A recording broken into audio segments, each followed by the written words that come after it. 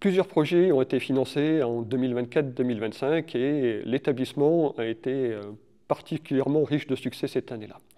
Donc on a eu à la fois des projets nationaux, c'est le cas de l'AMI Décarbochim centré sur les enjeux de décarbonation avec la Fédération Gay-Lussac. Nous avons aussi un appel à projet régional qui s'appelle Actif, toujours centré sur les enjeux de chimie verte et de verdissement des formations. Et enfin, nous avons eu 2 appels à projets locaux qui ont été centrés sur à la fois les enjeux de décarbonation et aussi la réussite des étudiants.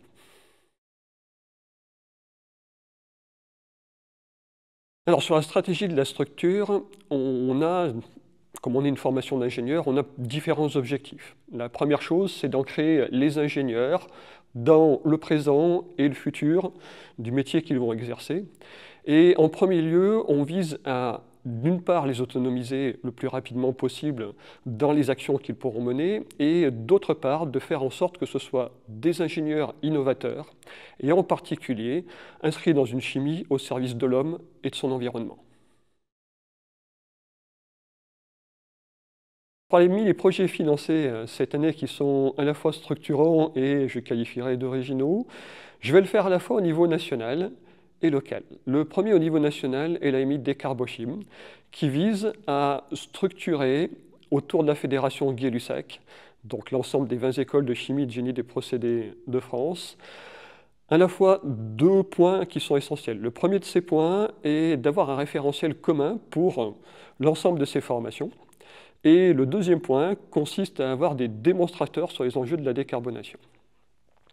Concernant par contre les appels à projets locaux, l'an dernier nous avons pu avoir 2 projets financés dont un s'est révélé plus ou moins structurant, en particulier avec la faculté des sciences, son département de chimie, où nous avons pu réaliser l'acquisition de 2 appareillages, toujours sur le verdissement des formations. Ça a consisté à acheter un photoréacteur, justement pour avoir des réactions où on va transformer des molécules par le biais de la lumière, c'est un réactif complémentaire, et d'autre part, travailler sur la capture du CO2, en particulier sur le développement de nouveaux matériaux susceptibles de pouvoir faire ça.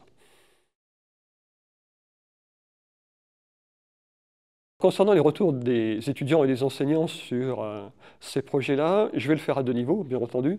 Le premier lieu sur les étudiants. Donc les étudiants sont ravis de voir que à la fois l'établissement s'intéresse à ces thématiques, est capable de les développer, est capable de les porter. Bien entendu, à peu près tous nos étudiants ont un leitmotiv commun, à savoir avoir un impact sur l'environnement qui soit le plus faible possible. Et le fait qu'on dépose des projets, qu'on soit soutenu dans ces projets-là, sur ces thématiques-là, les rend assez fiers de pouvoir les mettre en œuvre dans le cadre des travaux pratiques. Concernant les enseignants, c'est un accélérateur de transformation. Et donc c'est dans ce cadre-là qu'ils sont appréciés et qu'on soutienne l'ensemble de nos formations. L'intérêt de ces appels à projets est multiple. En premier lieu, je vais me centrer sur la formation. C'est un accélérateur de la transformation des formations qui est nécessaire parce que le monde à côté de nous évolue de plus en plus vite. Ça, c'est le premier point. Concernant le deuxième point, c'est un impact, je pense, direct sur les étudiants. Ce qu'on vise au travers de ces projets, c'est quoi? C'est de faire en sorte qu'ils acquièrent, dans le cadre de la formation, l'ensemble des compétences que l'on cible, qu'elles soient directement valorisables auprès de leur futur employeur, et donc que ça raccourcisse leur recherche d'emploi.